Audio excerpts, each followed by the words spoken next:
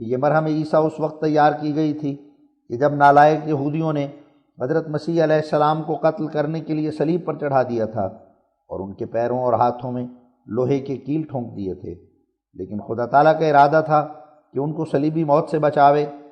اس لیے خدائے عز و جل نے اپنے فضل و کرم سے ایسے اسباب جمع کر دیے جن کی وجہ سے حضرت عیسیٰ علیہ السلام کی جان بچ گئی۔ من جملہ ان کے ایک یہ سبب تھا کہ آن جناب جمعہ کو قریب عصر کے صلیب پر چڑھائے گئے، اور صلیب پر چڑھانے سے پہلے اسی رات پیلاطوس کی بیوی نے، جو اس ملک کا بادشاہ تھا، ایک ہولناک خواب دیکھا تھا جس کا خلاصہ یہ تھا کہ اگر یہ شخص جو یسوع کہلاتا ہے قتل کیا گیا تو تم پر تباہی آئے گی۔ اس نے یہ خواب اپنے خامند یعنی پیلاطوس کو بتلایا، اور چونکہ دنیا دار لوگ اکثر وہمی اور بزدل ہوتے ہیں، اس لیے پیلاطوس خامند اس کا اس خواب کو سن کر بہت ہی گھبرایا اور اندر ہی اندر اس فکر میں لگ گیا کہ کسی طرح یسوع کو قتل سے بچا لیا جائے۔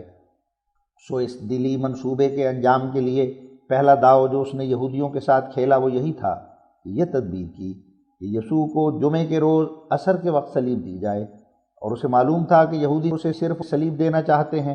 کسی اور طریق سے قتل کرنا نہیں چاہتے، کیونکہ یہودیوں کے مذہب کے روح سے جس شخص کو صلیب کے ذریعے قتل کیا جائے خدا کی لعنت اس پر پڑ جاتی ہے، اور پھر خدا کی طرف اس کا رفع نہیں ہوتا، اور بعد اس کے یہ امر ممکن ہی نہیں ہوتا کہ خدا اس سے محبت کرے اور یا وہ خدا کی نظر میں ایمانداروں اور راست بازوں میں شمار کیا جائے۔ لہٰذا یہودیوں کی یہ خواہش تھی کہ یسوع کو صلیب دے کر پھر توریت کے روح سے اس بات کا اعلان دے دیں کہ اگر یہ سچا نبی ہوتا تو ہرگز مصلوب نہ ہو سکتا، اور اس طرح پر مسیح کی جماعت کو متفرق کر دیں، یا جو لوگ اندر ہی اندر کچھ نیک ظن رکھتے تھے ان کی طبیعتوں کو خراب کر دیں، اور خدا نخواستہ اگر واقع صلیب وقوع میں آ جاتا تو حضرت عیسیٰ علیہ السلام پر یہ ایک ایسا داغ ہوتا کہ کسی طرح ان کی نبوت درست نہ ٹھہر سکتی اور نہ وہ راست باز ٹھہر سکتے۔ اس لیے خدا تعالیٰ کی حمایت نے وہ تمام اسباب جمع کر دیے جن سے حضرت عیسیٰ علیہ السلام مصلوب ہونے سے بچ گئے۔ ان اسباب میں سے پہلا سبب یہی تھا کہ پیلاطوس کی بیوی کو خواب آیا، اور اس سے ڈر کر پیلاطوس نے یہ تدبیر سوچی کہ یسوع جمعے کے دن عصر کے وقت صلیب دیا جائے۔ اس تدبیر میں پیلاطوس نے یہ سوچا تھا کہ غالباً اس قلیل مدت کی وجہ سے جو صرف جمعے کے 1-2 گھنٹے ہیں یسوع کی جان بچ جائے گی، کیونکہ یہ ناممکن تھا کہ جمعہ ختم ہونے کے بعد مسیح صلیب پر رہ سکتا۔ وجہ یہ کہ یہودیوں کی شریعت کی روح سے یہ حرام تھا کہ کوئی شخص سبت میں یا سبت سے پہلی رات میں صلیب پر رہے، اور صلیب دینے کا یہ طریق تھا کہ صرف مجرم کو صلیب کے ساتھ جوڑ کر اس کے پیروں اور ہاتھوں میں کیل ٹھونکے جاتے تھے، اور 3 دن تک وہ اسی حالت میں دھوپ میں پڑا رہتا تھا، اور آخر کئی اسباب جمع ہو کر یعنی درد اور دھوپ اور 3 دن کا فاقہ اور پیاس سے مجرم مر جاتا تھا۔ مگر جیسا کہ ابھی میں نے بیان کیا ہے، جو شخص جمعہ میں صلیب پر کھینچا جاتا تھا وہ اسی دن اتار لیا جاتا تھا، کیونکہ سبت کے دن صلیب پر رکھنا سخت گناہ اور موجب تاوان اور سزا تھا۔ سو یہ داؤ پیلاطوس کا چل گیا کہ یسوع جمعے کی آخری گھڑی میں صلیب پر چڑھایا گیا، اور نہ صرف یہی بلکہ خدا تعالیٰ کے فضل نے چند اور اسباب بھی ایسے پیدا کر دیے جو پیلاطوس کے اختیار میں نہ تھے، اور وہ یہ کہ عصر کے تنگ وقت میں تو یہودیوں نے حضرت مسیح کو صلیب پر چڑھایا، اور ساتھ ہی ایک سخت آندھی آئی جس نے دن کو رات کے مشابہ کر دیا۔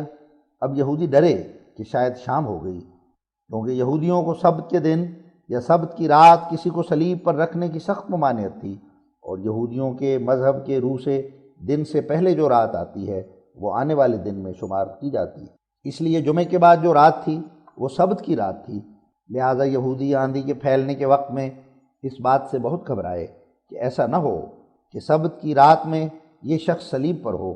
اس لیے جلدی سے انہوں نے اتار لیا، اور 2 چور جو ساتھ صلیب دیے گئے تھے ان کی ہڈیاں توڑی گئیں، لیکن مسیح کی ہڈیاں نہیں توڑیں،